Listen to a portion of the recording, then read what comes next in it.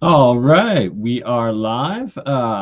This is an awesome day. Thank you, YouTube, for reinstating my Crypto Alchemist channel. It's awesome to have it back, and hopefully I will be able to monetize the channel quickly here and actually try to make a living off of this. It would also help if one day I get my Bernard Conkin channel back too, but until then, I won't complain because I'm happy to have at least Crypto Alchemist back.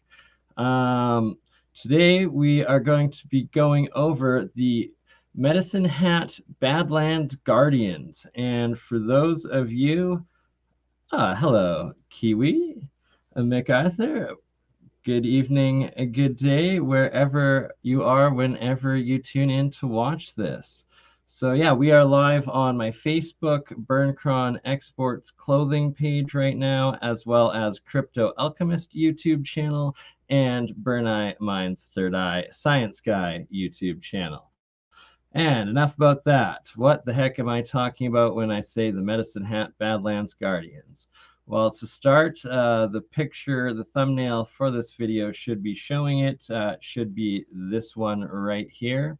And what this is taken, I believe, from a satellite photo, and this is in the Badlands. So these are hills in the valley of Medicine Hat, Alberta, close by to where I live. So we are planning on doing a trip out there before the summer fall season is done. Please, if you can, donate to help make that happen. It is appreciated. Doing fundraising for it right now. So yeah, this is a picture of an oil derrick, what looks like the earbud there, and it is a road, gravel road going out from it, connecting to the rest of the infrastructure in the area. But then there's also this one. So here's another road going by, and you can see clearly what looks like an Aztec or a Mayan face here from above, and then that is what's known as the serpent helm or the dragon crown in that ancient Aztec, Olmec, Mayan culture. So there's this face, this head, and then this one that has been known and trended as the Indian with earbuds or the Indian with the iPhone. But yeah, it is more than just this one face right here. There's the second one right on top of them, about a third the size, that looks like a Slavic or almost Caucasian or even a troll with the crown on top. And then on the top right, of it, there's a third face, which is known as the Olmec head, which definitely looks like the Olmec culture carvings that have been found throughout Mexico and Central South Asia there. And then this fourth face could also possibly still be some sort of indigenous or mask face in this one particular area. And there's actually what seems to be a whole bunch of other different ruins throughout this valley.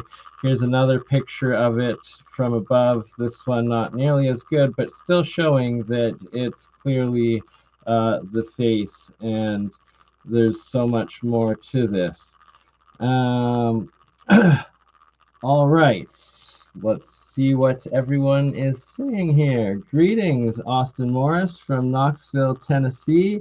Gilgamesh, I believe you're from the Bronx, New York, if I'm not mistaken. Kiwi, good evening, people. MacArthur, I'm guessing you're from New Zealand with the Kiwi.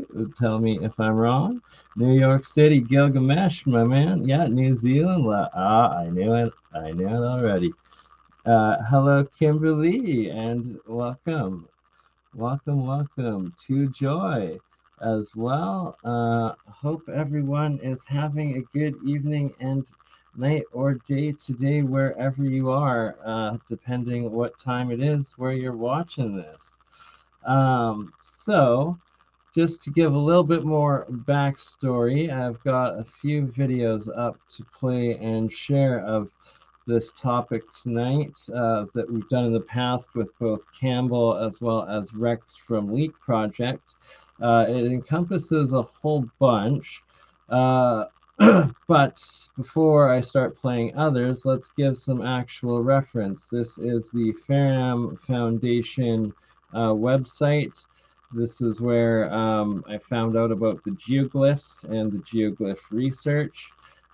Those are of you that have been around for some of these streams. You've seen this before and how it connects to the Yonaguni pyramid complex in Japan there, as well as the Bosnian pyramids in Bosnia, Herzegovina, and that these two sites have tried to be debunked as natural forever since I was in geology and archaeology back in university over 15 years ago to this day. But once you actually look into and see, for instance, we'll click on the Yonaguni pyramid here, that the Faram Foundation has proven categorically that with the geoglyphs that he has deciphered and found and mapped out across the world, that indeed this Yonaguni pyramid structure that is 400 feet below the ocean, aka it would have had to been in habitation and creation before the Younger Dryas event, which is 12,000 years ago, which is 10,000 BC, which is the exact time that Plato stated was the end of Atlantis and the Great Floods. And it seems that science has now proven with Graham Hancock's work as well as Randall Carlson's work that the Younger Dryas, this 12,000 years ago, the ending of the last ice age, it wasn't a slow process. It actually happened extremely fast. It seemed like there were these minor comets that hit the ice shield in Greenland and northern Quebec, Canada, and that this rapidly melted it, raising the sea levels by over 400 feet in just 4 years. So this right here is a drawing of the walls and angles of what is known as the Yonaguni structure or the Yonaguni pyramid. And right below it is the Faram's measurements of the wall angles and their lengths, and then applies them to his geoglyph mapping, which then gives all of these radial degrees that he maps out and plots out. And sure enough, so Yonaguni, Japan, so this is the main island of Japan right here, Okasawa above, and then the Yonaguni Islands are right down at the bottom, and Yonaguni itself is very, very close actually to the northern tip of Taiwan, but it's still in the Japanese archipelago territory.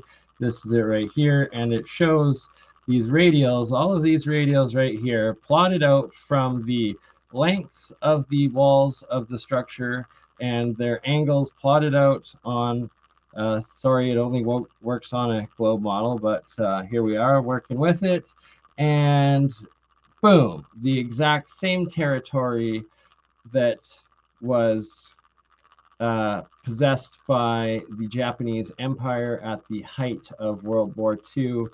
They took and attacked exactly this same territory, which I always just find so fascinating, that you have this culture from what would be pre-Ice Age, pre-Cataclysm, at least the Atlantean era and timeline, mapping out this exact same territory that was pretty much modern day World War II territory by the Japanese. Just crazy. And then Faram goes into more on the Yonaguni and around Taiwan, some more geoglyphs that he finds. But that's not today's story. Today's story is the Medicine Hat Badlands Guardians, which we will get to in 1 second. But first, for your delight, let's see here. Oh, we had sunshine for a change in New Zealand. That is good to hear. It was rainy here in Calgary, Alberta, the past couple days, but for the end of August, that's pretty good. We haven't had any fires, forest fires around, or the smoke this year, which has been very nice. So I can't complain. It's supposed to be 30 degrees again by the end of this week, so I am going to enjoy that sun before it's all done. Yeah, right. So this through quantum language and technology, are we reaching that moment of Babylon again, that one world language, one like universal higher technology, like the technology and understanding of the gods and how the universe works essentially. It's a very good point. All right, so with that, let me play a clip of me and Campbell's um, episode that we did not too long ago of the Badlands Guardians and the Bosnian pyramids. So let me know if the sound works. It forever stuck with me when RT, Russia's news channel, started broadcasting. Their entire time, their motto has been question everything, right? Yeah, especially what a woman is, right? Oh. I don't think that one's coming from them, but the question everything, and that it's like, but a little bit south of it, looking up, and you can still see the faces and whatnot. It's not just an anomaly from one time, one photo. It's actually, and then I guess Discovery Channel might have actually covered it too, apparently. And here's one of the images they used. A couple more. So I'm hoping that when we do the meetup and go explore this place, that we can hopefully get something like this. Hopefully better than this one with the drone that I have. So I guess this is a comparison of the site here, probably taken in the summer with all the green growth there, and then Peru and California. And then, so this one here, this is a little bit further down in the valley. And right in the center there's the divide, maybe a road going along the top. But on the left, on the lighter size, giant head, huge nose, and then the mouth and chin. It looks a lot like an Easter Island figure here as well, face, head. Do you see what I'm talking about, Campbell? Can you say that again? Sorry, I was not reading a comment. Right in the center, on the left side, the west side is like lighter white, and then a darker green on the right side, and like a road, I guess, going down the middle of it here. So on the left side, it looks like a giant elongated head up top. Then your eye right in the middle there, a giant big nose. Oh, I see. Yeah, on the side. Coming down the mouth and the chin. Yeah. It looks essentially almost identical to some of the Easter Island figures. Is that from did you get the coordinates? Is it got the coordinates on the website? I'll show you here. This one's actually not on the website. Oh, it's not? It's in the same valley. It's in this same Medicine Hat Badlands Guardian Valley. It's just a little bit further over to the west. I'll show you. I got a picture connecting all of them. So this one on the left, right, the Easter Island. But then if you look on the right, this darker area, it almost looks also like a Moai sort of guy, or like the New Zealand ones with the big brow up top, the big brow eyebrow, and then this big kind of squarish nose, and then kind of coming off the nose with the big one. Right, so it's like they're not modern day humans, but they do resemble a lot of the megalithic carvings throughout Macronesia area and down by your area. That is interesting. Hang on, let me have a look. Where is it? Did you say to the So, left? Yeah, so here now, this is one I found of some other guy deciphering it. So I don't necessarily know or agree with all of what he's labeled these other structures in the valley. But on the bottom right here, you can see the original Badland Guardians, the 4 of them. And then on the far left, top left, there's the other 2 that we just went over. And just to the right of it is the feathered serpent guy there. So you can see that they're a little bit a ways from the bottom 4 right guys, but that they are still in this same valley figure, and that there's a possible that there's these other figurines or carvings or something in between them, and not necessarily agreeing that a mole man or a troll or whatever, but that it could be something, and it's just this guy's interpretation. Wow, I'm just having a quick look to see. Oh, I think did I find one?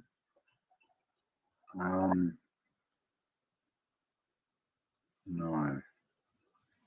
I'll have to have a look for them later, but yeah, we'll have to mark them out. On the earths of Google, hey? Yeah. And I was saying to people before, this is what we can do is the coordinates that we've got and what we find, you get them and just link them up and then just follow the lines and see if there's anything else on them. Exactly. So there's the coordinates I got up again. Oh, okay. Can you read them to me? 50. Yeah, 50 space 0038 dot 20 lowercase n, or I guess north, space 110 0648 dot 32 west.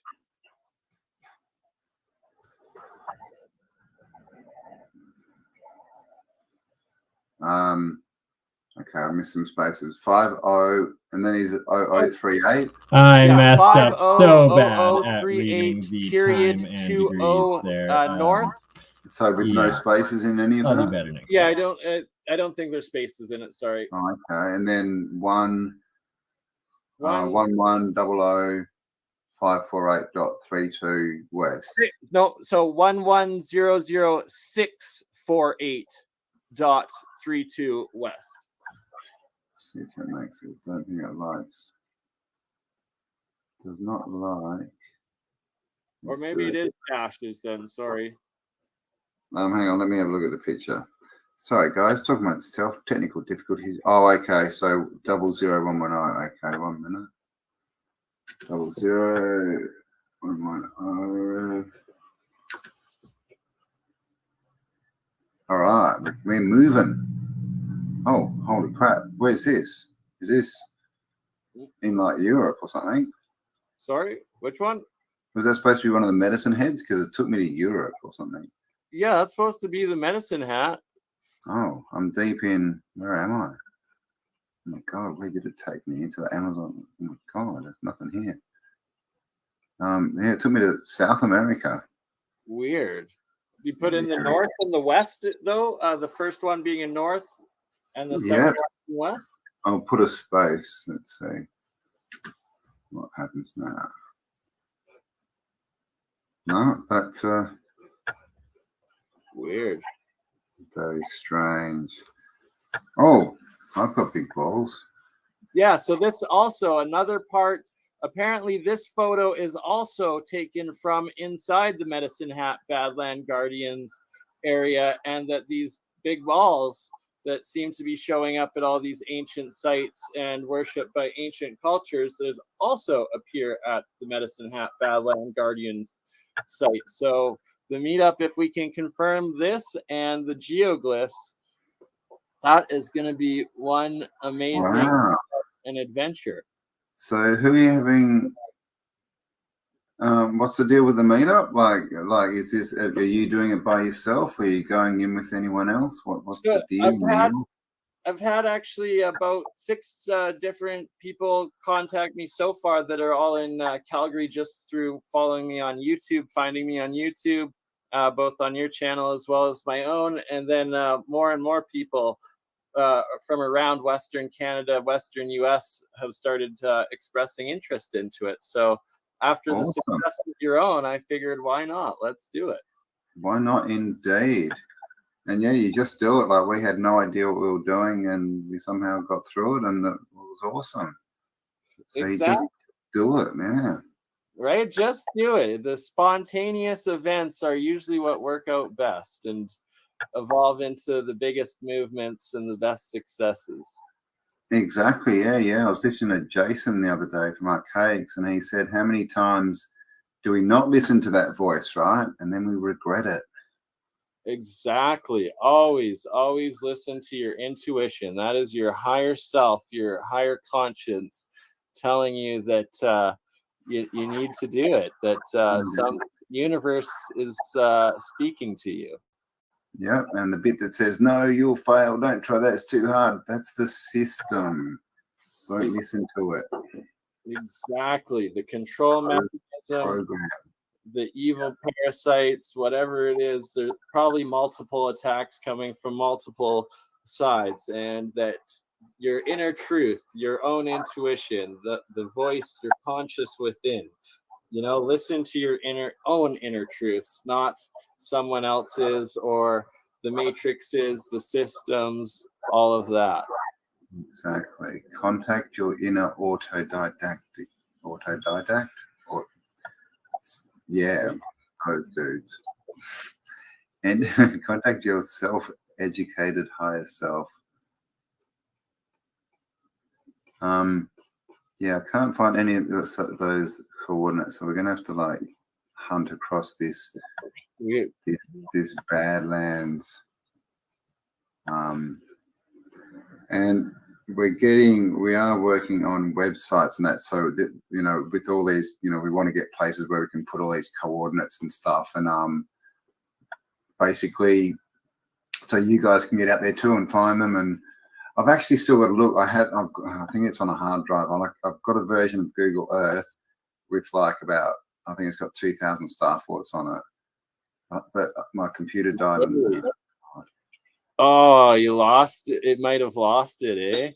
But yeah, I think I've got the hard drive somewhere though. So nice. You'll have to get Colin. You sorry? Friends would walk up to me and just be like,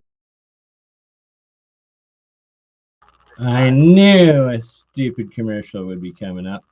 One of those very soon, I promise. With getting monetized and all that, I will figure out and get an actual YouTube account, as well as also ad blocker. I need to start using Brave browser, which I can do again now that I have Crypto Alchemist back and my Google account works throughout. Anywho, that's shouldn't be your problems, but sadly it just, oh god, stupid YouTube Google issues. Still can't log in through the original because Bernard Conkin is still unavailable, thus why we have more useless commercials than ever in these. So first off, Aaron, that would be spectacular if I could be added onto the plan. Here's another stream I did with Campbell and myself on this same topic. Here we're going more into the Bosnian pyramids and the geoglyphs with it. So I'm gonna play this clip up until it does a commercial, at which point then I will be going over some fresh material about it all. And then after we're done that for part 2, we will have amazing Aaron Corbett on with us, because Aaron's been too long, and while my channel was down, thankfully you mirrored so much of my content that it was still available. So it will be a pleasure to have you back on with us. So without further ado, here is the geoglyphs through the Faram Foundation on the Bosnian pyramids, and thus proving that these are intentionally made, intelligently designed structures of massive terraforming and in no way natural. The different angles on the pyramid of the sun and what direction they're at and the length of them. And then I'll just scroll through because it's on the other computer. You can't hear me that well. The next couple of ones, as well as where they plot out to. And it goes all the way to Luxor. And then I also believe it connects directly to the Medicine Hat Badlands Guardians in Alberta, Canada, right by me here. And that'll be the last share that we'll do, is also the Medicine Hat ones. And the Medicine Hat Badlands Guardians, just like some of the, on the same scale as the Nazca lines and terraforming required. And by the end of this summer, I'm planning to have made it out at least once to Medicine Hat to take my drone out. And for the first time, thank you to the generous donations that made it possible, and see if we can go up and get some aerial footage of it and of the faces, as well as the lines that you guys will see here in this preceding presentation. And also that I've seen pictures of the big balls, those big perfect sphere balls that appear everywhere, whether it's Easter Island or Antarctica or the Arctic or Costa Rica. The stone balls. Those stone balls. So, supposedly there's picture. I have the pictures. Supposedly they're of Here's the stone ball. Medicine Hat, Alberta, by these Badlands Guardians. So if I can confirm that, that's even more evidence of it being an ancient sacred site. What do you think they are? Like petrified giant testicles? Right? I have no idea. Could be. Never know. Hello to everyone who joined. And Hippie, I saw you posted something before that said to show a video, but I couldn't find the video. I got that loaded. So, we can show it to you by the end. That can be our Brucey bonus. Oh, okay. Well, Tigers. Our Brucey bonus. Oh, cook. Come on, at the end. Easy, it's a Tigers. Cool, you got to say it in the poll. You've got to. Yeah, I've been talking to him. We will have Paul click on soon. So right there, it's showing It's time for a Brucey bonus. Oh God, that's so bad, isn't it? Welcome, Jill. That was pretty good. Heavily so BC, the one Bosnian pyramid there. CJ, Ryan the Rocks. Pleasure to have all you lovely. Hello, Gov. Is that your motor? Is it? I'm from England, and I don't know how to say the letter T, even though I just said it. So Tunis. Actually, you're from Canada. I wanted to ask you a question. What do you call a boat? A boat? A boat? Yeah, I'm live right now. We call it a boat. It's not a boot, it's a boat. So if you were going to ask someone about a boat, how would you say that? It's a boot about. I'm just kidding. It's about a boat. Okay. It's a boot about. We are definitely live right now. I'm just playing clips at the same time. Can't see a man. A boot. Hey, Isabella live. Hopefully, we don't all need boots. No flood coming. Boots. So, what we got? The answer. Exactly. There's just so many questions. It's just opening up. So like that's.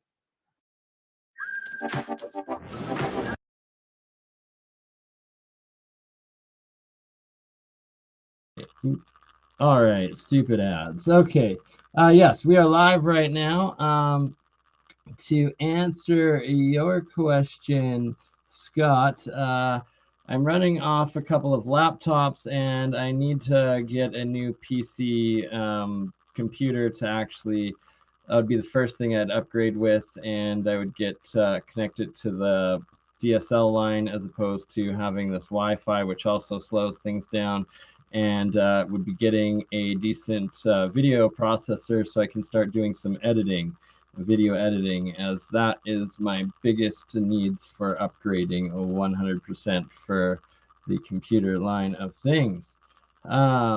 Yeah, it's me doing a special by myself a weekend at BurnEye's stream, but I'm never by myself because I got multiple personalities, and we got Bert and Ernie next to us, and we're on Crypto Alchemist and BurnEye the Mind's Third Eye ScienceGuy stream YouTubes, and BurnCron Exports Clothing on Facebook as well.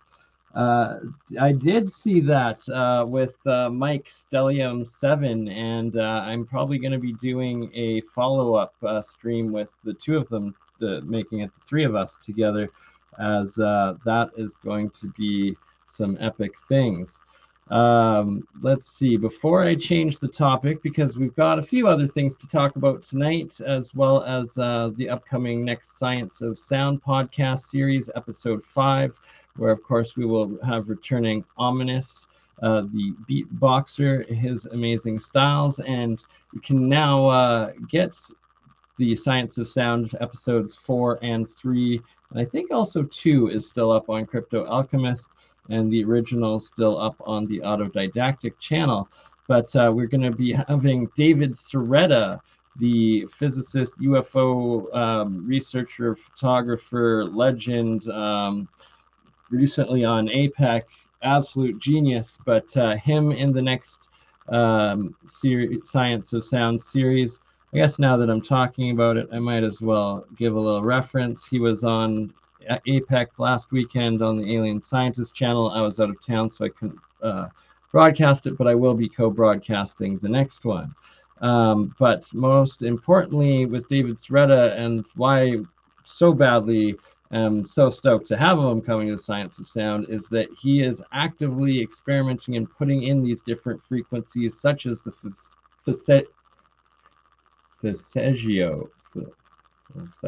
Oh gosh, wow, tongue twister right there. The Fasegio frequencies and the Schumann resonance 432, and making music in it. And he also makes his own coils, the star coils, the rodent coils, etc., as I will show right here in this clip of David Soretta coming up here. Now you should be able to see, yeah, right here.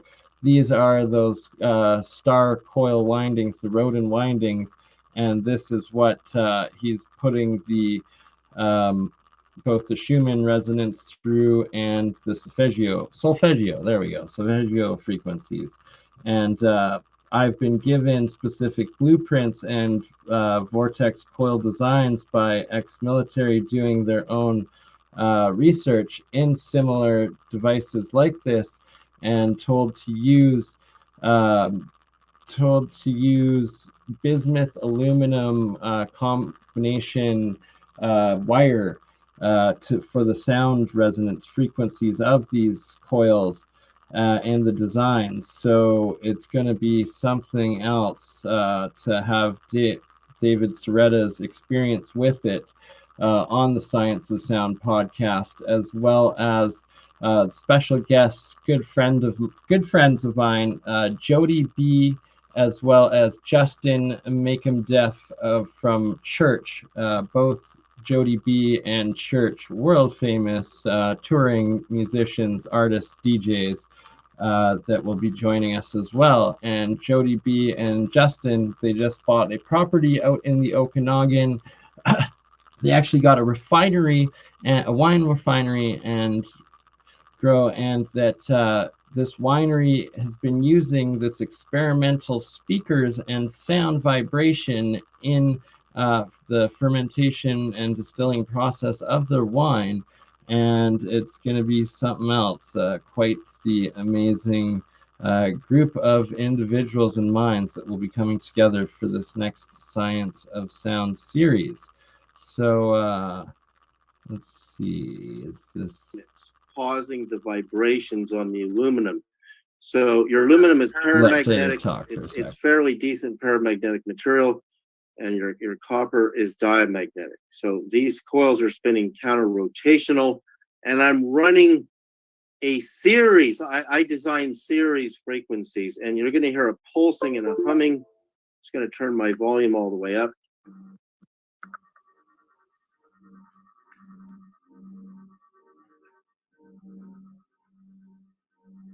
You can actually hear the frequencies coming through the cube. So with that,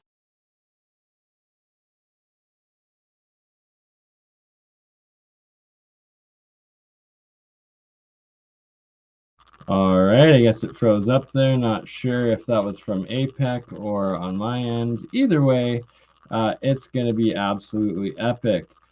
Scott, I wish I could play some of their music right now, but sadly, well, not sadly, great for them. They are signed musicians that there would be copyright issues, but I promise you what they come and play live, the live performance that they will be giving, well, it won't be copyright striked, that's for sure. It might even be new music. I'm not sure how it works, but it's like they're live performing on the show. Yeah, it's gonna be awesome. All right, so what was the last thing? Yes, I have a clip of the Science of Sound episode 4 lined up, so I can play some ominous and the amazing ominous beatboxer of the Science of Sound episode 4, our last one that we did together. And where is it? Here we go. There we go. I found it. Okay. Boom. Let's see. Is it working? Is it working? There it is. Okay, let me know if the sound's working.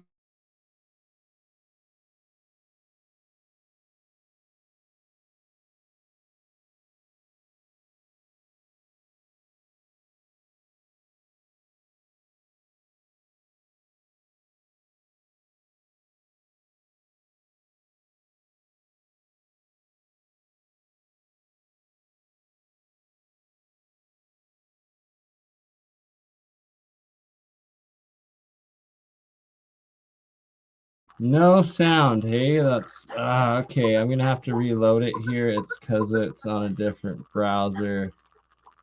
I had a feeling that might happen. Sorry, everyone. One moment.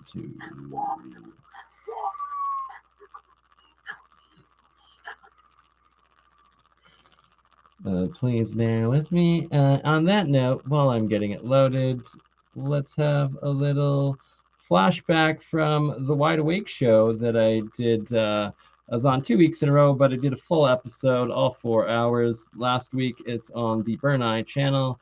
Here's a clip from it. Now that would be creepy. Everybody in? Illuminati confirmed. Illuminati confirmed. Okay. Can't stop me. You will talk to them people.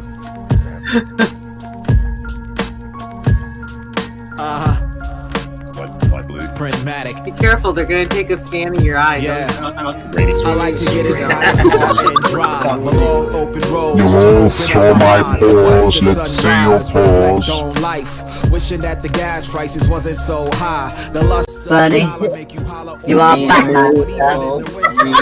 absolutely. Sometimes success is deceiving to the eye, cause people say they rich when they just getting by.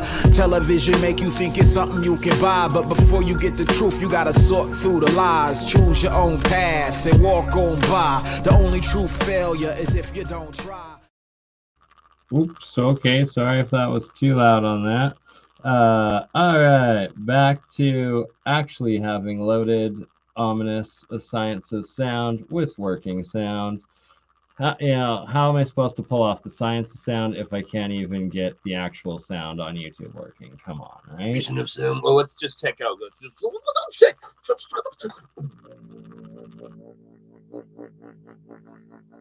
Hang on, can you hear me, people? Messing with the frequencies is something I like to do.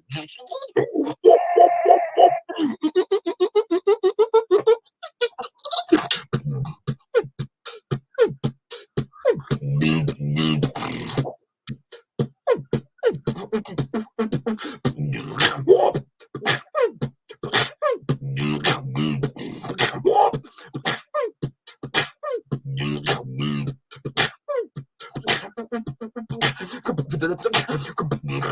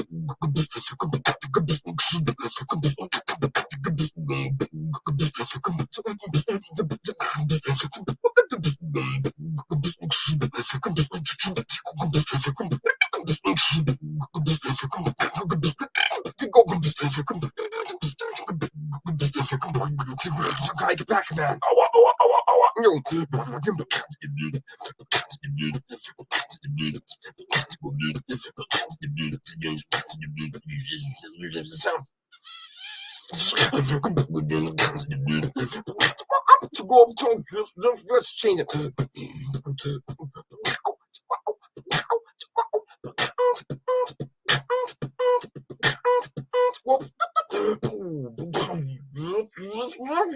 Just to play that record just properly, Ken.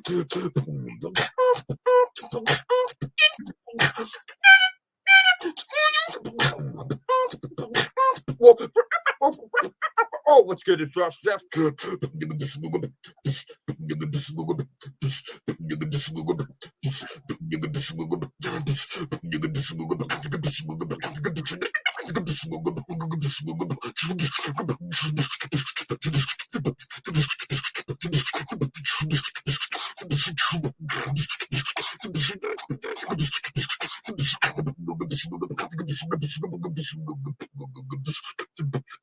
See, when you mess with the frequencies, you have a whole bunch of different definitions of sounds.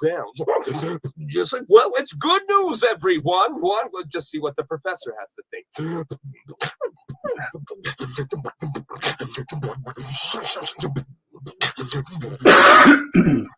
Just sounding all right so far. I hope I'm not bothering anyone. Echo.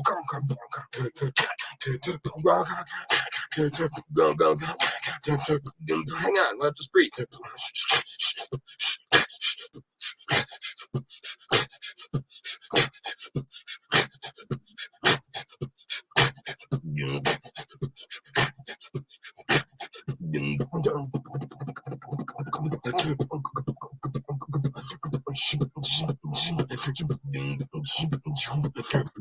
Hang on, I'll wrap up.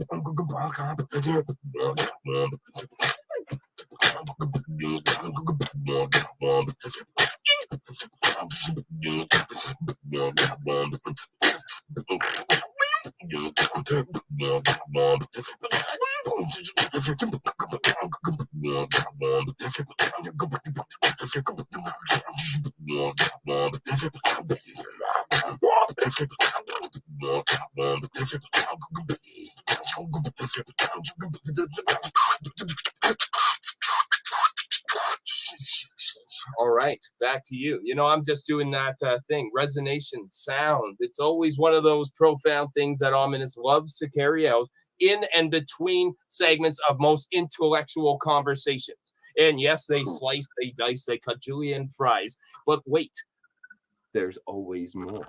Aaron, what should I send it to you on, my friend? I'm trying to find, like, it won't let me on Twitter. Trying to find you on my Facebook. I think I'm on the wrong one. Hey, what's that? We want it no other way. I think I was Cooper. This is my good friend Ominous. Ominous the beatbox. Ken Bishop. That was amazing, Ken. Thank you, Ominous brother. I hope it was okay. It was a freestyle. It was just what was on the dome. I hope it was okay. It was very good. It was very good. Training up. Here we go. The general consensus was fire. That was good. Get over here. And it's a very good intro to the topic because, of course, you know, the human beatbox, right? We're all human sound vessels, really, aren't we? We're frequency condensed, and frequency is sound. And so everything is frequency as well, really, which is the big, you know, scam, right? This is what they try and tell us, you know, all the science and everything, and all their physics, and they're explaining all this physical universe, but it's not really what we experience, is it? It's more just what we see on TV. And what resonates with the human soul. All right, so that was a clip from The Science of Sound, episode 4. Link right now, I just posted in the description. 3 hours of absolute greatness. The beatboxer is Ken Bishop. He is a great friend of mine for over 2 decades. He goes by Ominous Beatboxing. And so I have one more video to share here of the Medicine Hat Badlands Guardians and the Geoglyphs and all of this absolute craziness right here. Oh, so this geoglyph right here, this is the markings of the street patterns of Moscow, and it also maps out the current territory of the Russian Federation, which is just fascinating as heck too, that old world Moscow does the same radio geography as, for instance, these Medicine Hat Badlands Guardian radio geoglyphs that come from this guy right here, the Olmec heads, the Mayan, the Aztec, and the Viking, and this guy here. And there's, I guess, 5 total spots of these geoglyphs within the Medicine Hat Badland Guardians, this just being one of them. And that is what I aim to go try to discover and document at the Badlands this year before the summer is done, as well as get the drone up high enough to see if I can record some sort of image of the headdress native figurine and the Olmec and the rest of them, hoping at least, you know, to get something of like this, and or to try to document or get some images of the rest of these possible figurines down there, and then the plotting out of and trying to measure these geoglyphs that the Faram Foundation does so much of. Supposedly this territory right here is what's plotted out for Medicine Hat, and then Moscow City, this is the territory that it plots out. Just spectacular stuff. On Monday night, I'll be doing my next stream with Autodidactic Australia Campbell, and we will be covering the Grand Canyon pyramid complex and how it is also a intelligently designed structure, mega city, and mega terraforming. This right here is a topographical map of the Grand Canyon pyramid complex. So the Grand Canyon right there, Colorado River going through it, and each of these red dots are the equivalent stars of the entire Orion star constellation, and that it's actually lined up perfectly with the peaks of each of these ancient temples, these pyramids, the Grand Canyon Pyramid Complex. And that is the last clip that I will be playing here right now that I did with Rex and Leak Project on this subject, and the new episode that I'll be doing on this subject Monday night with Campbell. And then I will have the amazing Aaron Corbett on with us as well for the second half of this episode. Right? Like that Orion, it just blows my mind every time. And as you guys can see the picture right now of that, the Isis pyramid there, they have the big cave entrance there, which it's now been covered up. And why would they go through such detail and work and ridiculous to have that cave covered up unless there was actually an underground city in it, like the Kincaid expedition claims were, and the basis, the root of the original legend of what we find down there. And just to give a little bit more background on this subject, Rex with Leak Project, he's gone down there a few times. He lives kind of by it. And one time he was down there in this episode here, he films an Apache helicopter that came after them while he was there filming, trying to see what was going on. It's literally a no-fly zone in this area. You cannot access it, and they actually sent an Apache attack helicopter after Rex while he was down trying to film in this Grand Canyon Pyramid complex. So for those that say it's just some sort of conspiracy, well, why the heck is the US government trying to chase you off with frickin' Apache helicopters? So that's just a little bit of background to it. And here is a clip from the episode I did with Rex on this, and specifically the names of all of these specific pyramids and temples, and how they all have these crazy oriental and sacred temple names of ancient societies, global seafaring civilizations. We're gonna just go over some of the Badlands, the canyon stuff. The second half we will do Tartaria and whatnot. Sharing right now. Is it my the map that's sharing? Yes, sir. Yep. Okay, so hey Campbell. This is Yeah, how you going, Rex? Good to finally talk to you. You too. Work, mate. Yeah, man. Dude, you got the epic radio voice. I better. Man, it's great to talk to you today. That's what I'm talking about. Yeah, right on. Well, yeah, super excited. I'm sure you can incorporate some of the Tartarian Empire possibly to the Grand Canyon. Oh, definitely. Yeah, I saw some of your recent videos with pyramids and all that kind of stuff. So definitely, we know there's Egyptian glyphs and whatnot down there. So definitely advanced recent civilization. And Campbell, I haven't actually brought this up with you, but there's a lot of actual Egyptian sites in Australia as well that are really suppressed. Do you have done some work on those? Not yet. They're basically, the main ones are in the Blue Mountains in New South Wales. They're called the Gosford Glyphs. And there's a father and son called the Strongs who've been researching it for about 20 years. And I'm talking to them next week. I'm having an interview. Well, isn't that perfect timing, hey? Yes.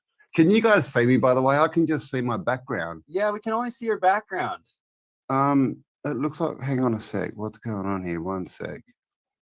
I'll keep talking. I'll get this sorted. So yeah, up here I have the old map there I am. of the Grand Canyon, and it's like Confucius Temple, Temple of Ra, Hindu Amphitheater, Temple of Osiris, Temple of Set.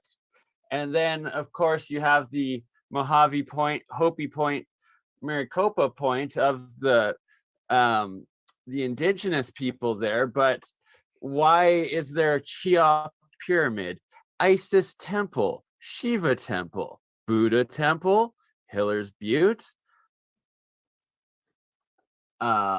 Zoroaster temple, Brahma temple, Obi Point, Ottoman amphitheater, Angel's Gate, Thor temple, Vishnu Temple, Krishna Shrine, Rama Shrine, Shiva Temple, Solomon's Temple, Venus Temple, Jupiter. Like, these are all every empire that essentially was a seafaring empire from the past few thousand years has a temple in the Grand Canyon, and they all they look like very, very eroded pyramids, like ancient, like this is pre-Atlantis. This would have been like Lemurian, or like hundreds of thousands of years, most likely, not just 12,000 year old plasma catastrophe. I actually would let me jump in on that real quick. I would disagree. I think that this is Atlantean, that the Grand Canyon at one point was the capital of Atlantis. And the research I've done from Atlantis and Lemurians is the Atlanteans were into a lot more technologies, and the Lemurians were a lot more with nature. So this was a global empire, and you can call it different names, but the timeline could be, as you would say, way before 12,000 years ago, way before the Younger Dryas events. But I think Atlantis goes back way before that. That's just my opinion. I guess that's more what I meant. I fully agree with that, Rex. You stated that right. With it's before, it would have started eroding like before the 12,000 year epoch, but Atlantis probably was a couple, if not several, of the grand cycles of ages of 36,000 years, that it's like they existed probably who knows how far back, but a lot longer than the little blip that we currently are in our Western civilization. I want to hear what you have to say about that, Campbell. That's just amazing. It's almost like that could have been the sort of original civilization, and they've just split it all up into so that we now think that it's actually 10 different civilizations where it's actually all come from the same place. Exactly. Divide and conquer. That's what the goal has, or the technique has always been, is to get man to pick up the weapons and fight each other and create the division within ourselves instead of uniting and becoming one with ourselves, one with this planet, and one with the greater universe. And it's that until we choose to stop killing each other, that we won't be allowed off of this planet. Yeah. And it's interesting, it's even got a grammar point, just telling us that they've changed the language on us. Good. That's a good call. It'd be good to look into the etymology. I mean, I was thinking before just of the word canyon. I'm not even sure where that comes from, really, but.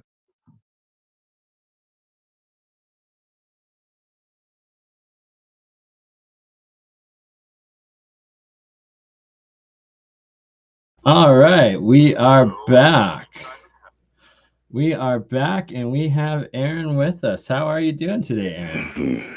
I'm doing wonderful. Is my voice now, or is my voice in your... Well, it's a tezo. Oh, right. I was a little confused, so... Hold on. How do I sound now? There we go. There's our Aaron back. All right. Yeah, I couldn't tell whether it was turned on or not because, yeah, I can't see the actual app. I was trying to control it from my phone, but I don't think I'm going to mess with it today. Yeah. Good vibes. Good vibes. We got... Thought about sounding like a minion. It was the sound app that you were using there to start with. It was intentional. Yeah, there we go.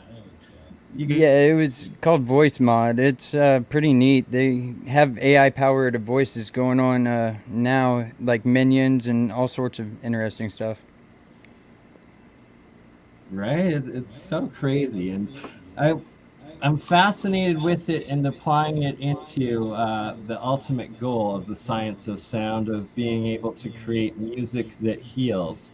And Bob Greenyer, actually, his brother is making pure 432 hertz frequency music, both electronic as well as I believe he's tuned some instruments that he does recordings with to it as well. So good things are to come with what is happening and everything that's coming together. Yeah, I'm really excited to see the future of the science of sound. Like it's something I've really enjoyed thoroughly every episode. Right, thank you. And it's like it's been cool bringing together the different types of minds and actual musicians and artists with the top like electrical engineering people and their ways of thinking and different like crazy technology and experiments that have actually gone on with it over the years. It's just so fascinating, and it's cool to be at the forefront of disclosure, right? Definitely, definitely. Like Reverb I'm on excited you just now. being loosely associated. Do you have the YouTube silenced, or do you want mine and just clicking Yeah, I have on the and off? YouTube silence, but I can switch to earbuds because I like I don't surround think it sound. requires earbuds. I think just in the settings options, you go to the audio and you just have to click and then like unclick or double click again, like on or off and then on again, the audio cancellation, and then it should work. And Oh yeah, I didn't have the echo cancellation on it at yeah, all. there you go. That's the issue. No, that'll fix it. Good deal. Right? We're figuring it out. The science of sound. You just got to click the right buttons, and all of a sudden, music happens. Right, I'm used to being by myself. Like, as far as live streams go, I got this new toy, Dead on Tools, like Annihilator. I've been using it a lot. It's my Thor's hammer. Okay. I don't know. It's been my tool of choice lately. I just happen to have it by most of the time. Nice. How do you find the tinfoil hat, the Rex, the Leak Project hats there, and the blocking of them?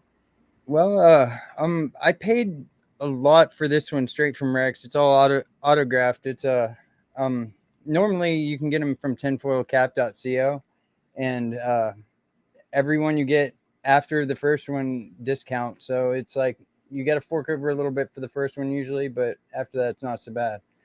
But get them straight from Rex, usually get a better price. Nice hats though. I mean, they all come with the liner. Have you 5G felt like and some everything. people are very sensitive to like the energy and stuff? Like they would get like headaches or hear like certain things.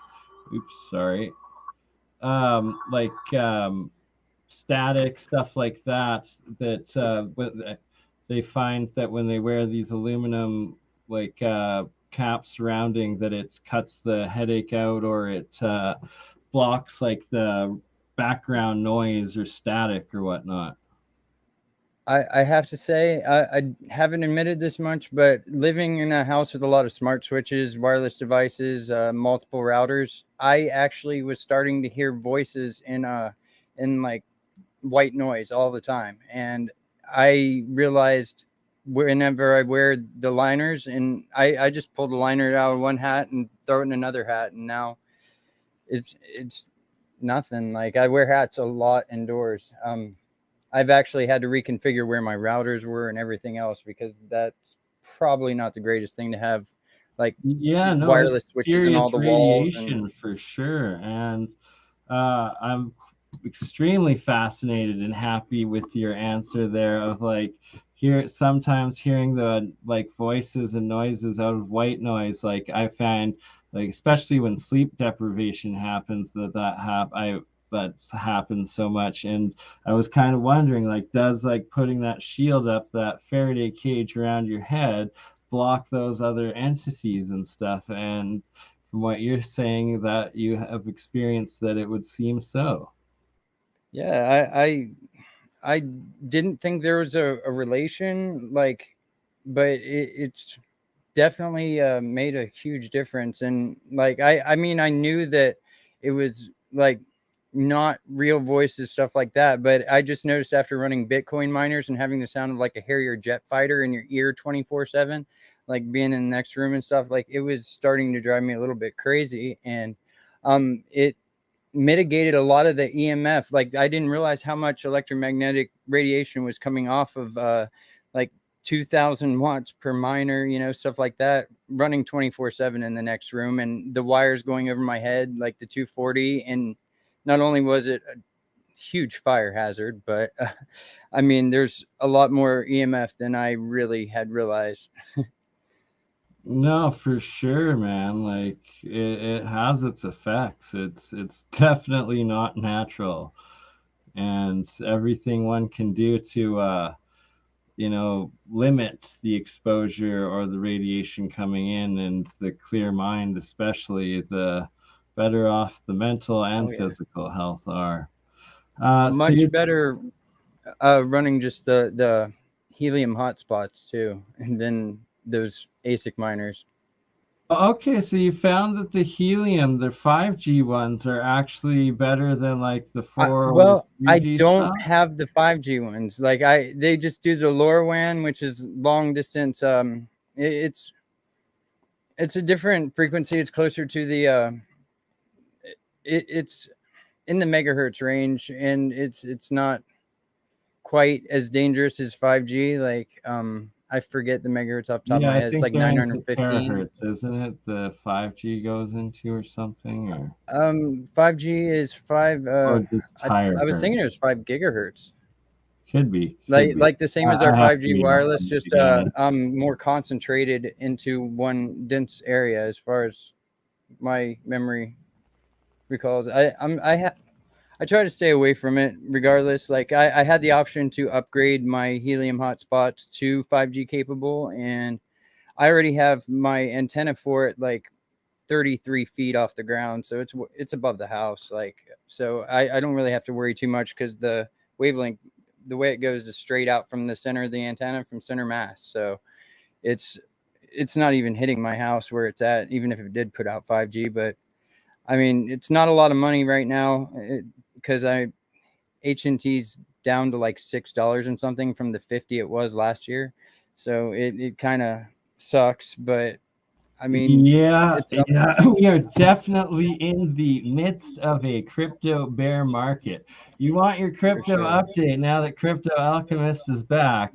We are in a bear market. It is down Bitcoin itself down 6% this weekend, Friday night, down back again to just above 22,000 US, which is extremely low for BTC. I myself didn't think it was going to come back, break the Wycliffe accumulation low of 28K, and then the whole Terra Luna catastrophe happened.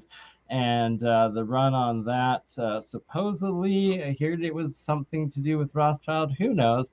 But in crypto land, it's all on the chain. So I think I'm going to have to look in and see what the final outcome, who did destroy the Terra Luna ecosystem and brought down Bitcoin so much. But for the daily investor, the weekly investors, it's, you know, it's like you PMG channel, my partner channel, Josh over at Project Moongold. Like I was watching him last night. He was calling that it was going to be a bear, like extra dip this weekend, that you should short BTC, short the alts. And sure enough, you would have made a killing if you follow his daily stock analysis, or crypto, analysis and market analysis of it. And he even goes into the lunar cycles and all sorts of stuff that truly, right? CJDV Mac, PMG family in the house,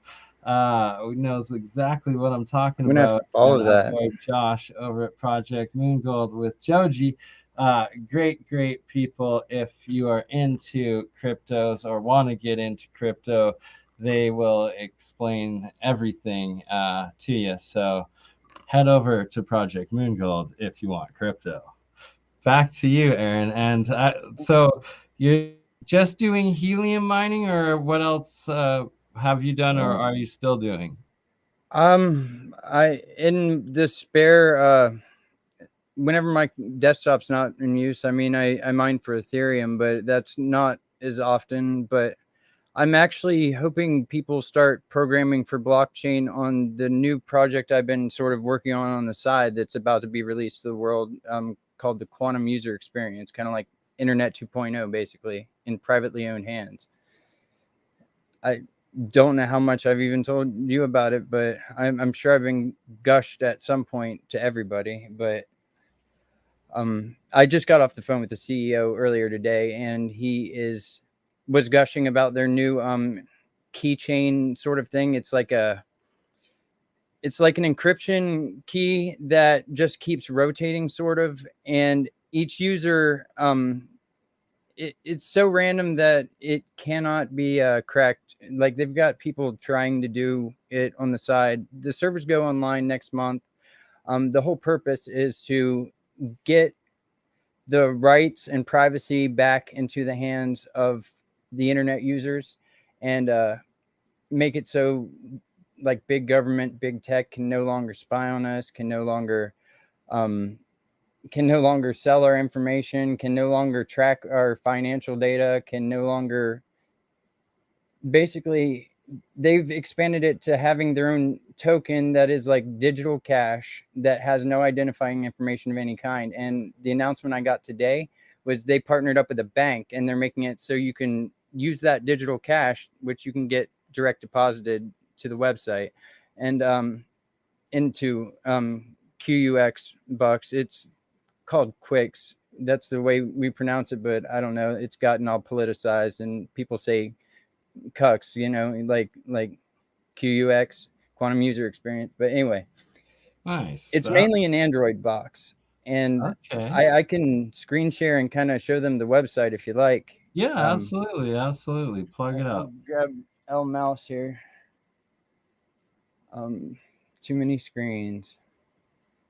Right, and it's all about the decentralized, like, I think it's Web.3 is what it's really called, but that it's the privacy and the ability to, like, prevent both the censorship while simultaneously giving back the rights of the monetization to the artist and the creators and to the people, so that it's truly building a democratized international next level trade system and business model, really.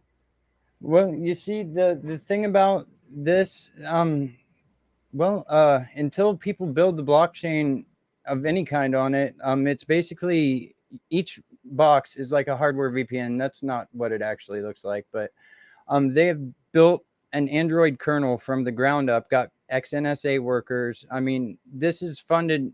If you wondered what happened to all the American trucker strike members, truckers themselves, they actually all put their life savings into this project. That's why they just sort of disappeared off the map. Like, you stopped hearing about them all of a sudden after so long. They all joined up with Millennial Millie Weaver. I don't know how many people are familiar with her work, but I know who her she husband is. is the Her CEO. work is good stuff for sure. So okay, I'm assuming you're wondering then if the Canadian truckers also went into this, and probably there is some sort of relation, because they were getting cracked down hard.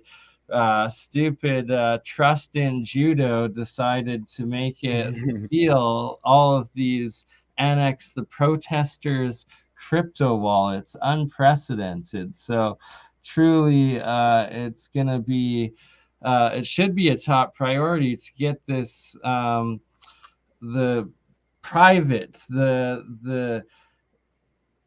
privacy coin that is still like equal monetization and value within crypto, because like Tornado Mixer, for instance, it's a type of was a privacy project within the Ethereum blockchain. It got sanctioned by the US government because apparently some of these Korean hackers were using it or something to wash some of their hacked crypto. I don't really know, but it's like, if you used it, or if you like ran any of your crypto through it, or if you had owned part of it, well, the US government just screwed you because they sanctioned it. And it's just, it's ridiculous. Like, crypto was supposed to be this you know, back to the people, uncrackable private you know, monetary system. So it's really good, I guess, to see more projects focusing on that aspect of it. Yeah, well, this here, most people don't realize that the current version of the internet we're all on right now is actually still on the DARPA emergency communications backbone. So the United States government can flip off everything on the internet, including every blockchain on the planet, for the flip of a switch anytime. And this basically puts, since it's privately owned, it puts it back in our hands. Like our constitutional rights do not matter here in the United States on the internet, whether you realize it or not. We have no rights, and none of the international law applies because we are on the United States government's property right now, basically. Regardless of what they say, it never had its control relinquished. So Alphabet the quantum user experience is a private network. YouTube, NSA, I love you all. Don't cancel me. Please give me back Bernard Conkin channel. Thank you. Hey, you got one of them. Exactly. Like, thank you for at least giving me back Crypto Alchemist. Hopefully I can actually now finally monetize, because God knows I need it, and deserve it, you know. Like, I've got weekly podcasts on all sorts of other channels, got hundreds of actual episodes of great content, you know, like interviews, science experiments, music performances, all sorts of stuff. And alternative history deep dives like this. And who doesn't want to help fund Bernie go explore and find Bernie's big balls in Medicine Hat, Alberta, and, you know, see part of what this map is and what these radials supposedly are made out of. And like look at this big nose dude right in the middle there on the left side. That kind of looks like a Maui dude, and then like the lighter middle face here, like from Easter Island almost, and then you got like the tiki dude right here. Then this is another intersect in this Medicine Hat Badlands area. That's so here's the big horn dude, or dragon headdress dude, and then there's the long nosed dude, and then all of the other guys right there. That you know, it's just fascinating, and on the size of like Nazca, Peru, and all of those things. And one of the actual radials, one of these guys right here goes down all the way to Nazca, Peru.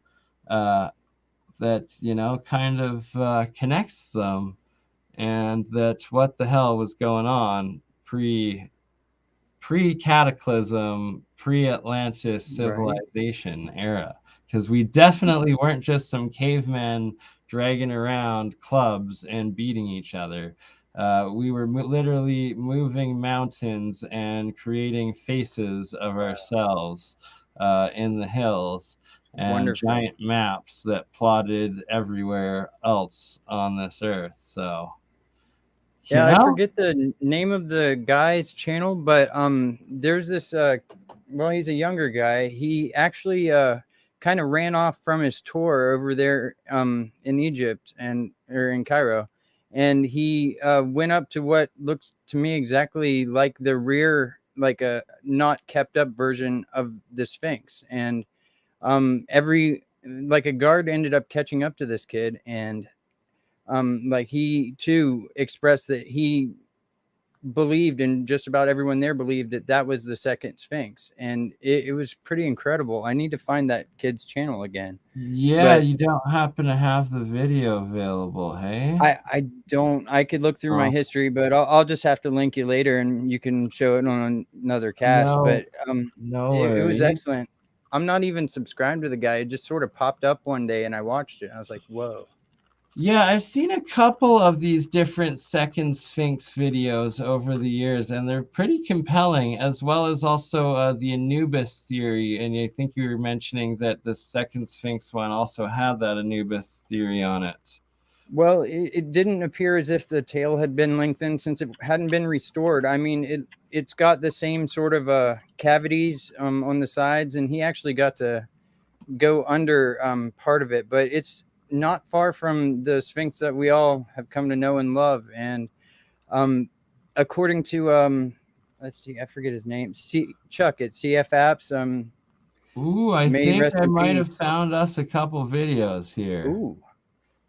But yeah, according to Chuck, it used to be called Tep 2F, which is the Hill of Anubis, before it was called the Giza Plateau. Hopefully this isn't copyrighted. Let's take a look, see what she has to say. The title is Bribed the Security Guards to Look in Egypt. Yeah, that's the guy. That's the exact video I watched. All right. Oh, this is inside the second Sphinx. Sorry, the other video I have loaded is Bribe the Security Guard. So we'll watch this one first if this is the one you saw, and then we'll play the Bribe Security Guard one after. Mwahaha. Bribing guards. Hats. Is it loading? Come on, stupid Wi-Fi. Find out and see if it's true or not. Before we go, we're stopping off here at the actual Sphinx to begin with, to point out some things that are pretty interesting. So a lot of historians in our history books would teach us that the Sphinx was built around, I think it was around 3,500 years ago by the ancient Egyptians. However, there's a lot of upcoming evidence that I don't want to say proves, but it shines a light on a different age that the Sphinx was supposedly built. The first thing you'll realize right behind me is not necessarily on the Sphinx itself, but on the enclosure around it is evidence of water erosion.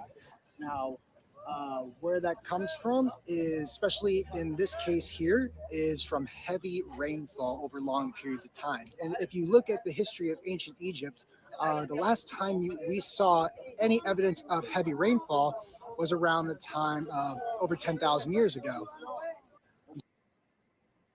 When it comes to trimming your balls, you gotta... There it is. Yeah, you can actually probably skip ahead a good 5 to 7 minutes because he's got to evade being seen while sneaking there.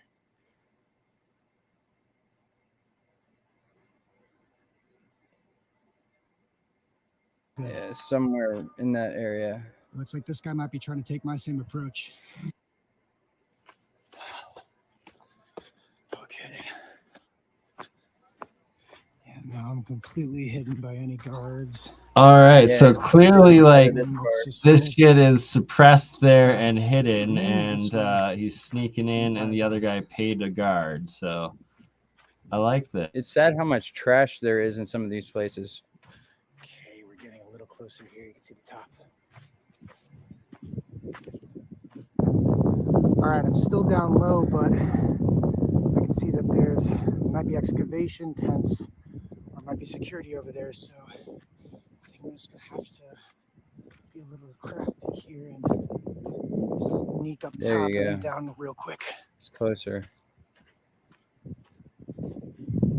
Yeah, I'll let it play just to try to like see more of where the area is and him coming up on it and stuff. It's fascinating. Going on here. Oh wow. Yeah, you never see any of the other people on YouTube like Brian Forrester doing stuff like this. Again, we were seeing the barbed wire, not even really a fence. Once again, I have no idea if we're really allowed back in here. I don't see anyone at these tents, so I'm gonna make a break for it.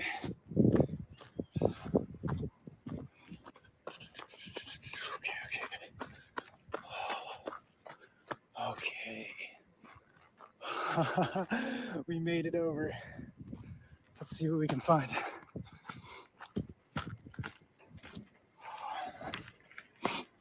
Oh. Okay.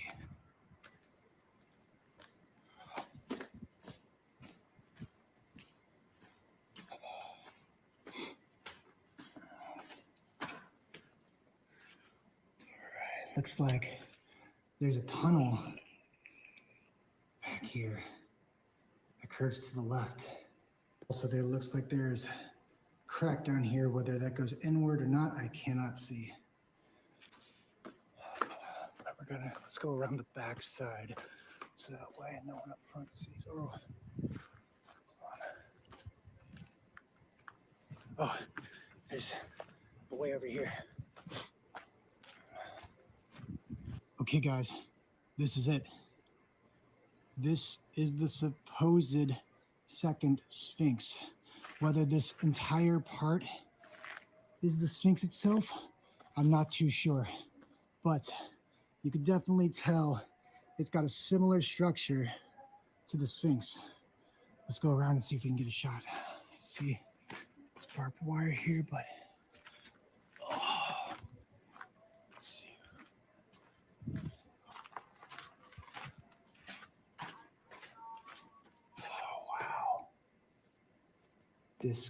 Wow. Yeah, that's fascinating as all hell. And that there's actually chambers within it too. That would mean that there's probably similar sort of structures and chambers within the original. Types of stones that appear different, appear to be cut in slabs of some sort. This is the front of it.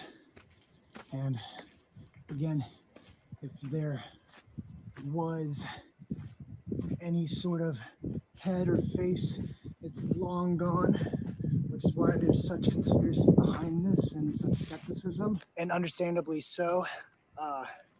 It's very hard to tell if this actually is a second Sphinx, but still we have, as you saw, a Sphinx-like body and object from the back, but just as I said, from the front, you can't really tell anything.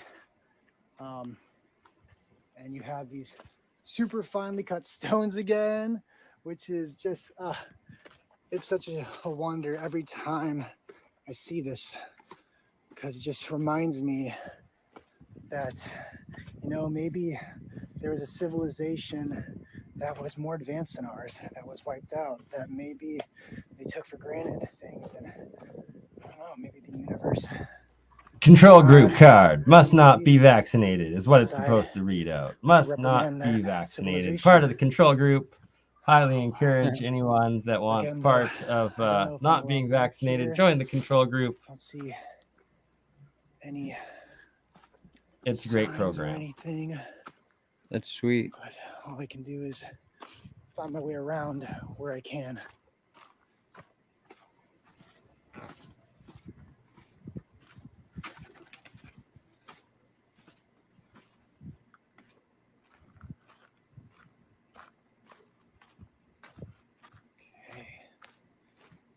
Looks like someone down here may have kicked this out, tried to squeeze in. Said you can clearly see hieroglyphics up here. What is this one? I have no idea. It looks like some sort of alien-like creature praying. Maybe even maybe just a human praying to something. Yeah. I don't know. Takes my breath every time I see stuff like that. Still gives me flashbacks of Fort McHenry in Baltimore too, for some reason. Oh wow! It's a little open. Really? Looks like there is a gate. That's pretty though, crazy. But this Just has that ancient feeling. open. Above me, it's all gated off as well. I know what you mean on that, right? Just certain places, it's like no, this is not what they're saying it is. It's ancient as fuck. It's man-made. Like, That come on. actually might be the way around. For from real. what I saw it might link up to here, but now it looks like it goes inward. So, whoa. Look at all these hieroglyphics.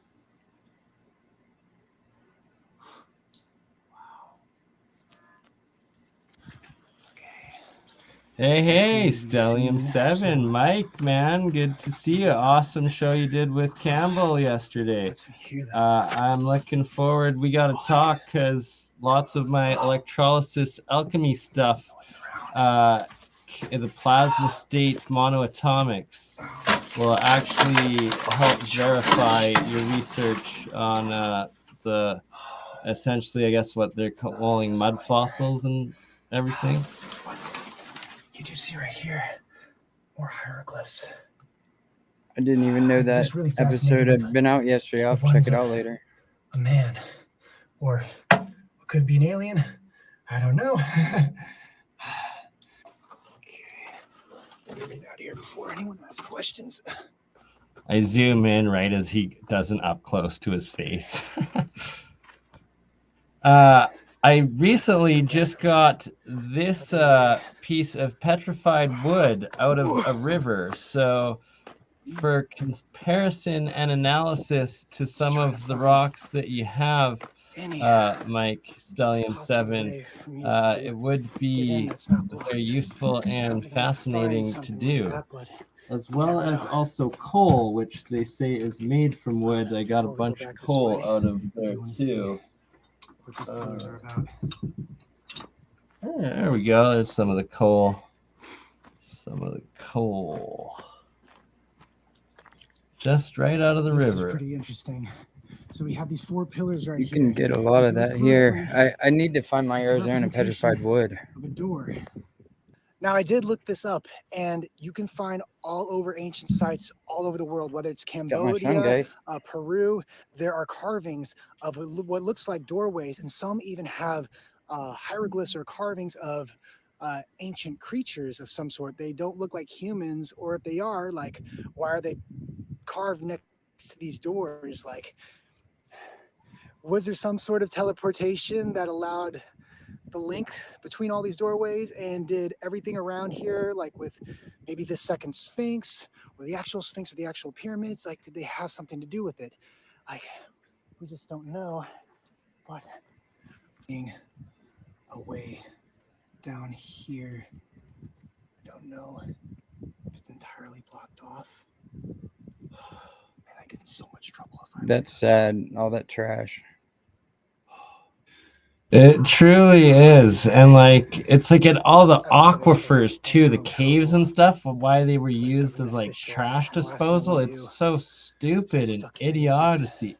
It's like they intentionally just threw as much garbage in there as possible to try to cover it up. It's like they see rose granite and think trash hole, and I can't deal with it. It's the oldest stuff. To go in this deep. But why even do it in the first place? What was here before?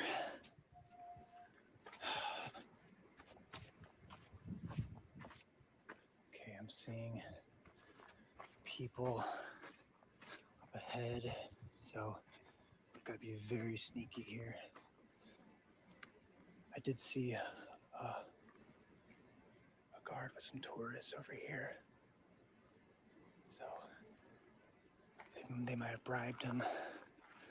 Not too sure. I just don't want to. Right, absolutely, Stellium 7, because it's like different areas, different times, who knows what, and yeah, you're up there. It truly looks real ancient, and I look forward to going over some of the Titan videos I've seen of like these different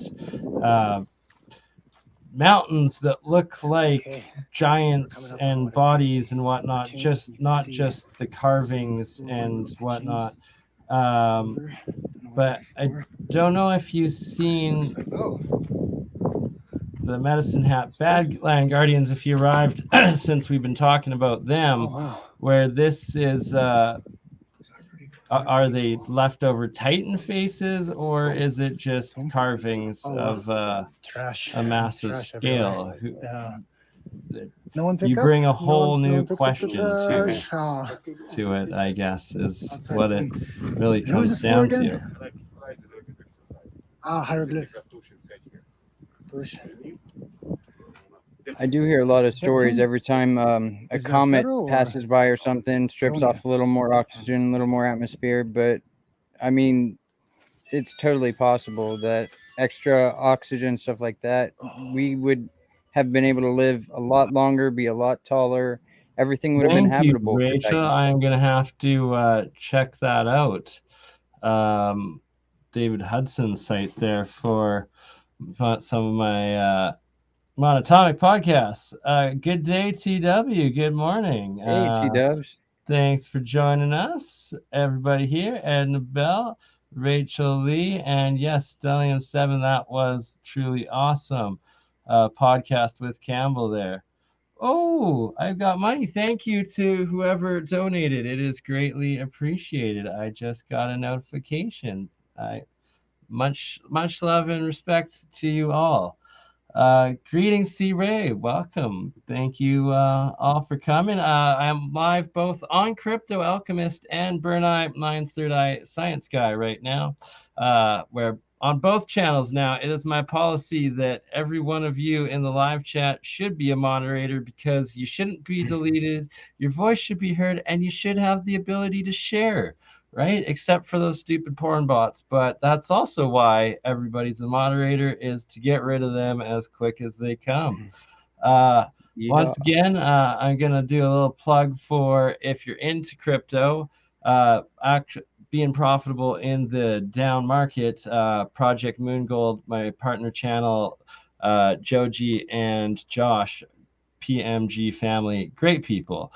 But back to the podcast at hand.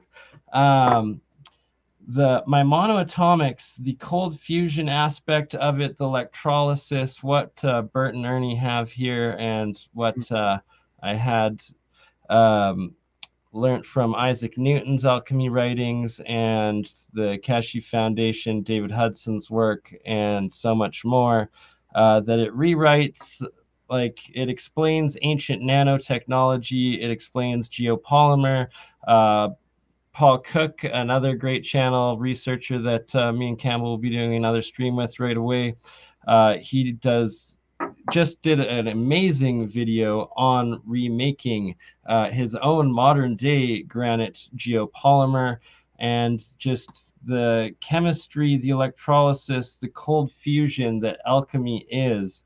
It's a whole new science that rewrites our modern misunderstanding of how things work, and it supports all of these other discoveries and theses that such researchers as Mike Stellium 7 here has come up with. And if I guess I'm gonna have to load that now, but before I do, I'm going to play this other second clip of a bribe guard of the second Sphinx of Egypt.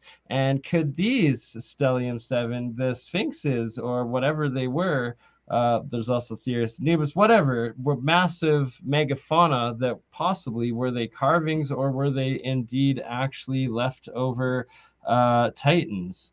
So let's share this and one more. Sphinx, the second Sphinx.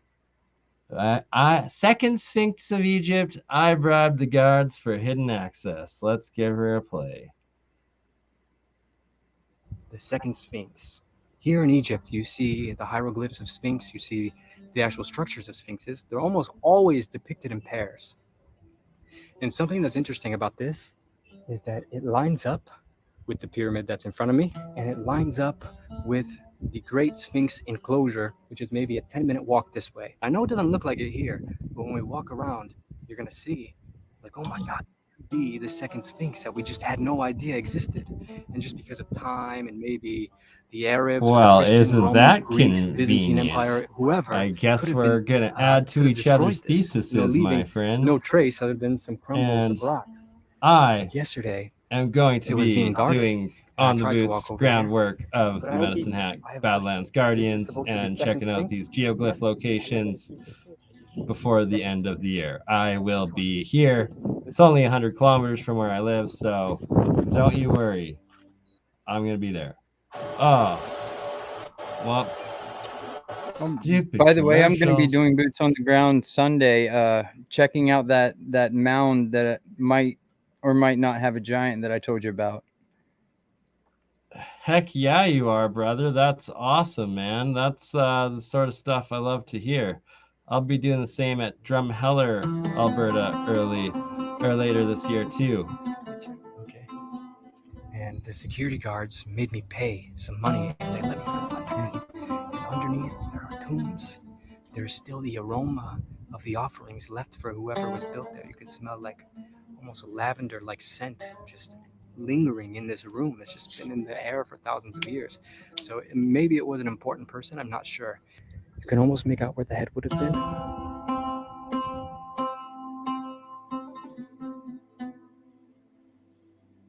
I have yet to get a chance to go check out Cypress Hills there. I'm not sure. I mean, it definitely looks like though, it from the back.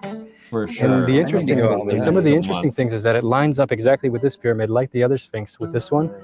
And the measurements are almost exactly the same as the second Sphinx. And it's in the same alignment as the Sphinx enclosure. It's natural, though.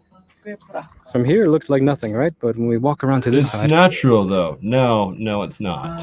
Hello, sir. How are you? Marhaba. Oh, okay, we have some hieroglyphs. Some hieroglyphs here.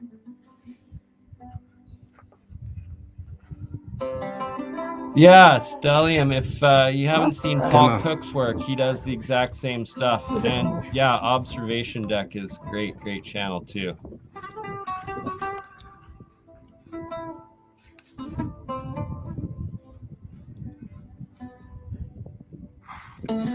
But I believe they believe the other one was just carved into the natural stone, right? Like it was just shaped like this, and they kind of just chiseled it. Yeah. Yeah. I mean, here you definitely see some stuff there. Here? Yeah, not so much here. I don't see joints. This should be the natural bedrock. Right. You mean for the arms? Yeah. But maybe on top. I don't know, but I don't see any. Yeah. Any vertical joints. So that might be blocks. So I'm thinking it's natural. I'm a sucker for any weird mysteries. Me too. Me too.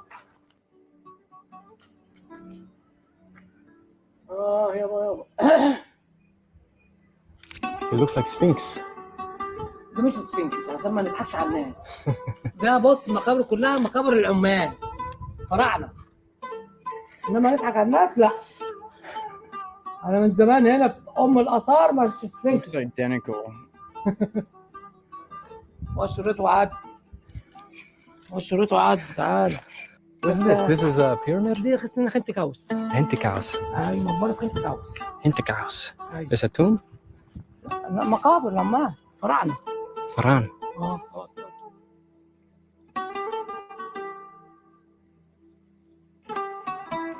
I can't wait until LiDAR scans of the entire Giza Plateau get leaked.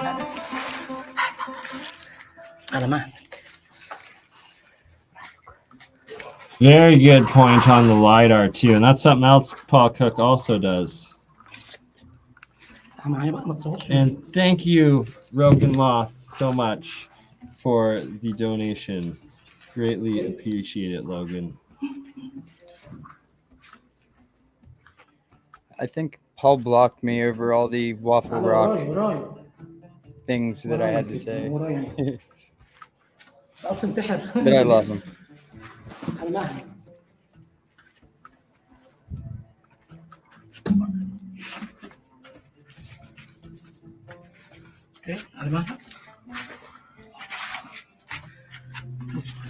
ده جرنت. It's granite. جرنت. على مهلك. لازم براحتك. واحدة عشان ما تقعش. He's much better than that kid. Okay, hold hands. Okay.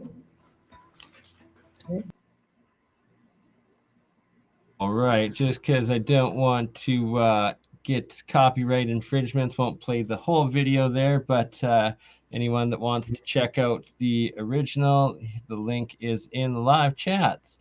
Now time for our Brucey bonuses, as I've got to cut it off at around the 2-hour mark here pretty quick. But we will Brucey bonus in the spirit of the Paul Cook Easy Tiger channel. Play a little GOP for everybody here. What we're talking about with the Geopolymer. Paul Cook is probably one of the foremost researchers on how much he's discovered with it and reproduced.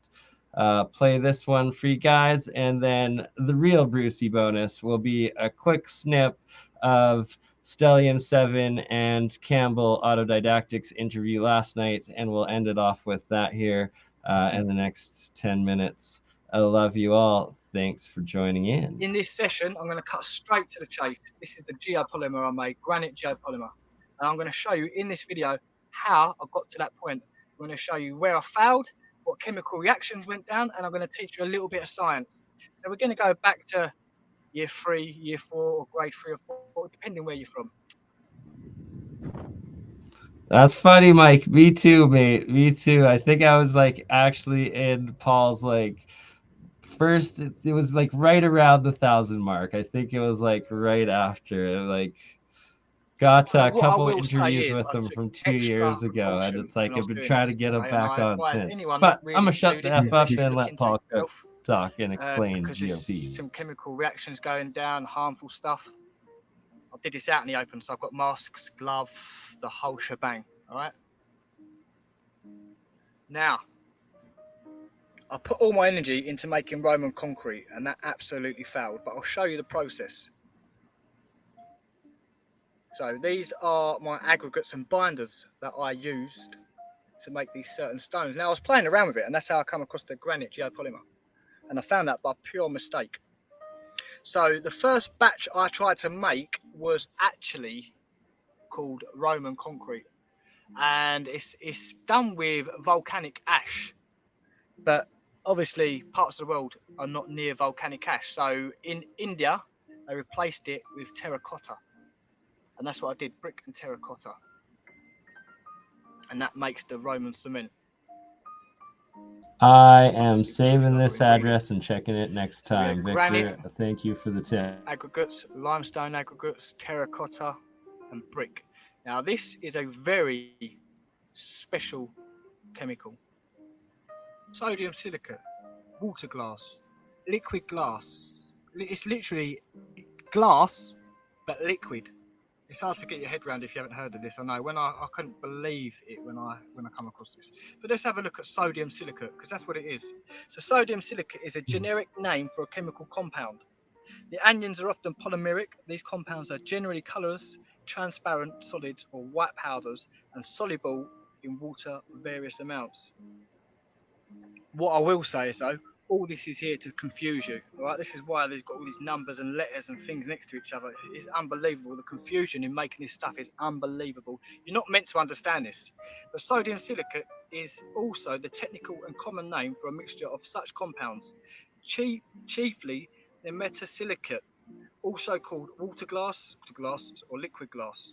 The product has a wide variety of uses, including the formulation of cements, passive fire protection, textile and lumber processing, manufactures of refractory ceramics as adhesives, and in the production of silica gel. The commercial product available in water solution or in solid form is often greenish or blue, owing to the presence of iron-containing impurities. So here already they're saying that calcium silicate hydrate, CSH, is what gives concrete its strength. It also goes to say that it's extremely good against eliminating dust. It's a sealant against water, and it protects against oil and grease. And also another thing it does, it's a fire protection. So it can actually withstand temperature 1,100 degrees Celsius. Now this is where it gets strange. So I wanted to look at the word sodium.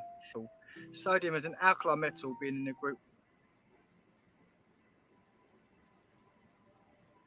But don't worry, we have success.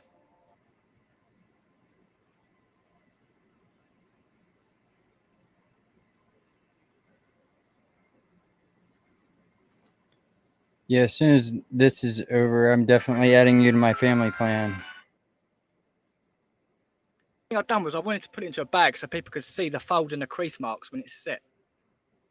But again, this was a very bad mix for using sand. Please do. I am no expert, and I'll tell you that now. I am not an expert. I'm probably the lowest form of a geopolymer guy you can get. Like, I'm literally scratching the surface, working it out as I go along on the job. Like, you've got people that can knock this stuff up in seconds. Incredible mixes that will last for forever. So I am not an expert. I just want to clear that up right now. I'm an ex-plumber turned YouTuber / learning geology, archaeology, and history. So anyway, the reason I've done that in the bag with creases was just to show you.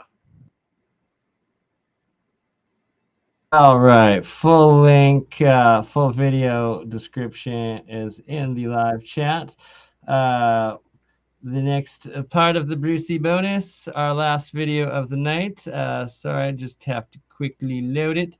So we will play a little intermission while I load the Stellium 7 because, well, I love you all and keep staying the change you want to see and being those beautiful souls that you all are. This is the bit, isn't it? That confuses me. It's like, did we choose to come here to get this sorted out, or is this just seems a little unfair, doesn't it? That you know, we seem to be here and there's this parasite messing up our experience. And you know, I know in my own life, the times that I've made major changes, it was like it became more painful not to change than to change. That was when I made big changes. You know, it's this whole ridiculous narrative of it's an unsafe world. There's not enough for you. It's scary. Everyone's out to get you, and clearly the old civilization was completely the opposite to that. It was all about empowerment, like literally. Cosmic resonance, I think they called that one, or cosmic resonance. That's a better name. Real science, you can actually produce free electricity, and this is part of what Tesla was doing, is the differential between the top of the spire to the ground actually creates an electrical differential that you then connect to another wire that goes into the ground, your grounding, put that into the third phase in your circuit, and then you have a bell ringing circuit, and that actually produces plasma electricity out of the air. It's real technology. These things actually function. Hey! All right, I'm cutting that video short. Oh, Aaron took off already. I was actually still doing the Brucey bonus of playing a little bit of the Stellium 7 interview. I was just doing a little interlude, everyone. I tricked y'all. Usually it's the last thing I play. But here we go.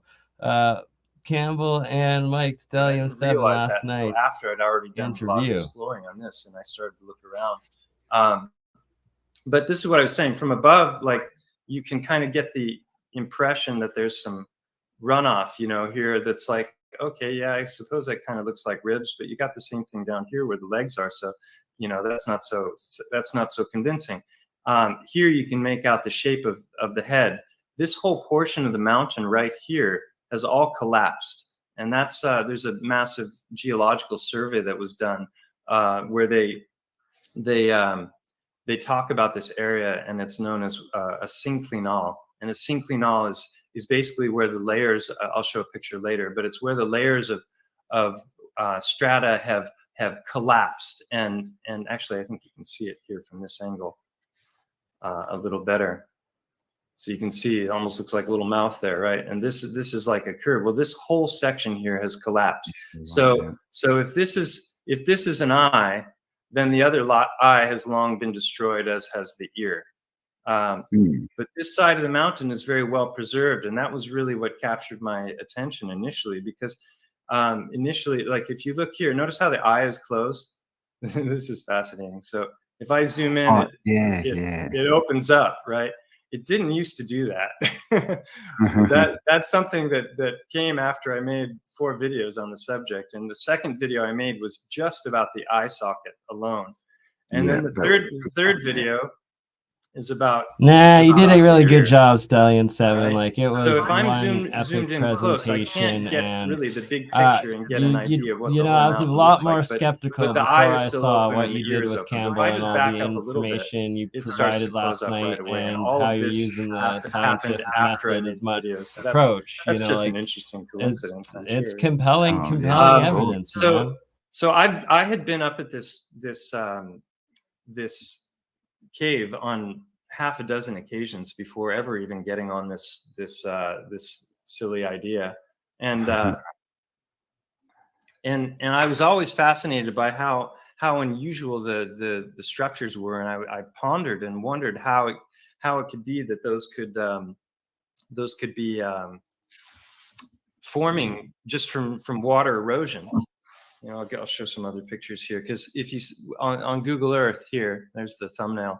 This is all blurred out. This isn't really how it looks, and because this is 3D rendering as if it was a building on Google Earth, and now it's blurred out, so you can't, like in the initial video that I did, I was zooming way out like this, and then I kind of slowly pulled in towards to film, so I could get all of these different, you know, as if I had a big drone that could travel great distances.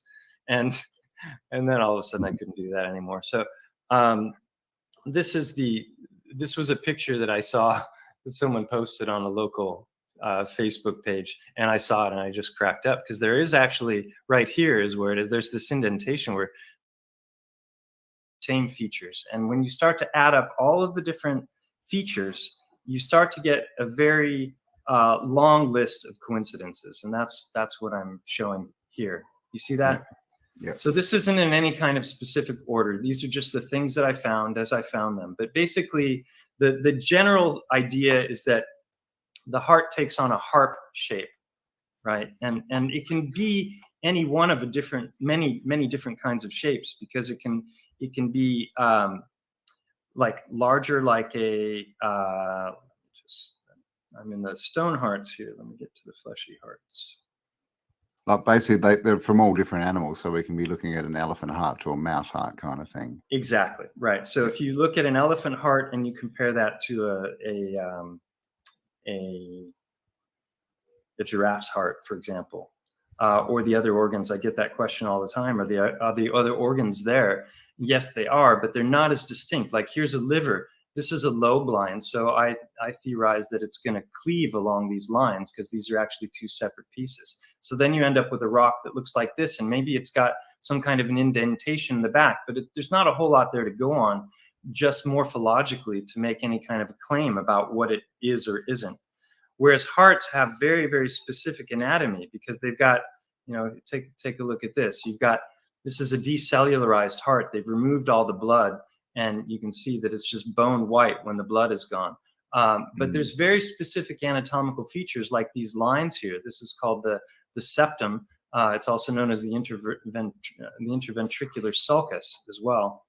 You know, and hearts, you know, there's different kinds of blood, so there can be different colors. We have all kinds of different creatures, from little mice and birds all the way up to gigantic mammals and whales. You know, like a whale's heart is the size of a car. VW, right? Beetle, yeah. Yeah, and this is the process of decellularization. So whatever the cataclysm is, it removes blood from most of these, because a lot of these stones, and I've got a bunch of them here picked out, which I'll show in a moment. A lot of these stones are bone white, and you break them open and they're still bone white. But others that are pink, when you break them open, a lot of times they'll show that they've got chambers, or they've got blood vessels remaining.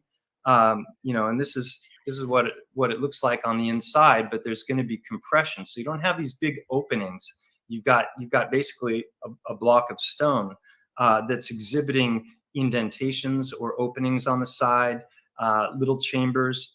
This is a close-up of what I was showing you before of, you know, the isthmus and the papillary muscle. And I went inside this in the first video I made on the subject, which is called Mud Fossils, the Heart of the Matter, Part 1.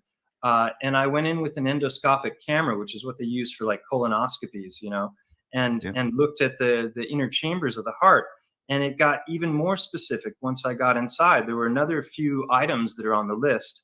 And I was just going to show the thumbnail to that video, because if people take the Petrified Titans and Organs playlist on my channel in order, they can see the evolution of the discovery of these things and the process that I went through as I was trying to come to terms with it.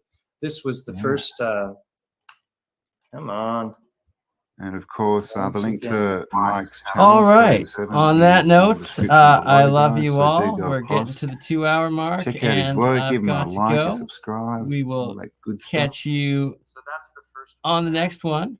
The full link to the Stellium 7 Campbell interview is in the live chat. And I will be live with Campbell Monday night for our next episode on the Great Wall of Tartaria and all of it and what it entails. Oh, as well as the Grand